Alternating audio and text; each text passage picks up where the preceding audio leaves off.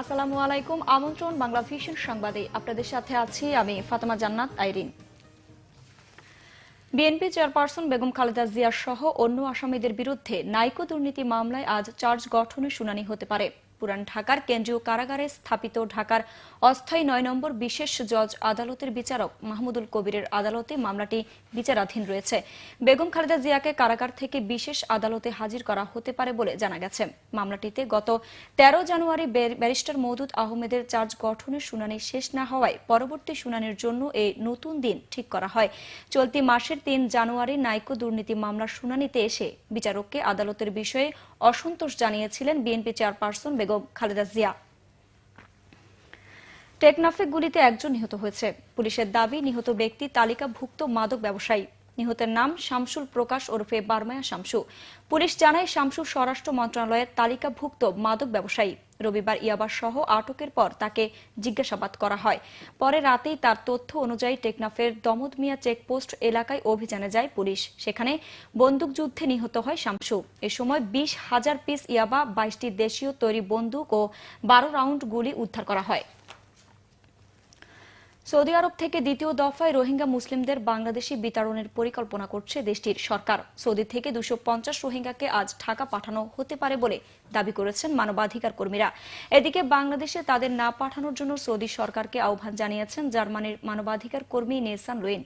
আল জাজিরাকে দেয়া এক সাক্ষাৎকারে নেসান লুইন জানান, বিতাড়িত রোহিঙ্গাদের মধ্যে বেশিরভাগই সৌদির স্থায়ী বাসিন্দা।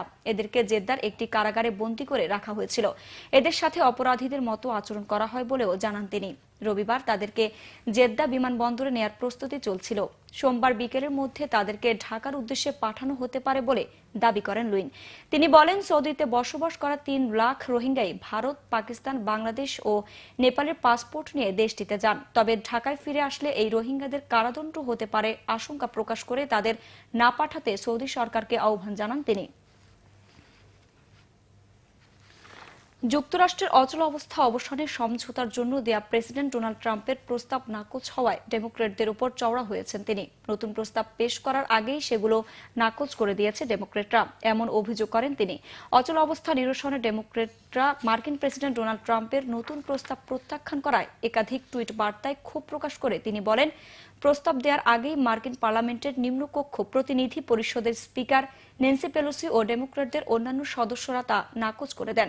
অপর একটি টুইট বার্তায় প্রেসিডেন্ট ট্রাম্প বলেন, অপরাধ বা মাদকে বিরোধীদের নজর। তারা কেবল ২০২০ সালে নির্বাচনটাই চোখে দেখছেন, যেটাতে তারা জিতবেন না। শনিবার এক ভাষণে উত্থাপিত 2টি প্রস্তাবে প্রেসিডেন্ট ট্রাম্প বলেন, অবৈধভাবে প্রবেশ করা ৭ লাখ অভিবাসী যারা ছোট থেকে যুক্তরাষ্ট্রে আছেন তাদের ৩ বছর থাকার ও কাজ করার অনুমতি দেওয়া হবে।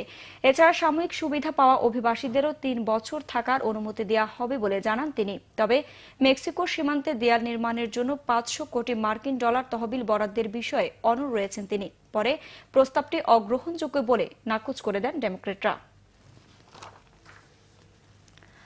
৫ দিন নীরব থাকার পর আবার সরব হচ্ছে মিরপুর শেরেবাংলা স্টেডিয়াম। সিলেট পর্ব শেষে আজ আবারও ঢাকায় ফিরছে বিপিএল। সোমবার মিরপুরে দিনের প্রথম ম্যাচে দুপুর ১:৩০টায় মুখোমুখি হবে কুমিল্লা ভিক্টোরিয়ান্স ও রাজশাহী কিংস। দিনের দ্বিতীয় ম্যাচে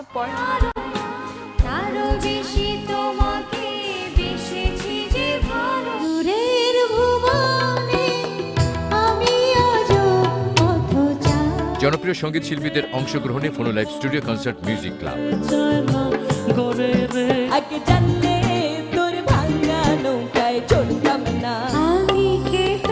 দর্শক, এ ছিল এখনকার মতো। পর সংবাদ বেলা ১২টায় দেখার আমন্ত্রণ রইল। এছাড়া ফেসবুকে বাংলা ভিশন সংবাদ সরাসরি দেখতে লগ ইন করতে পারেন facebook.com/বাংলাভিশনে। এতক্ষণ সাথে থাকার জন্য ধন্যবাদ সবাইকে।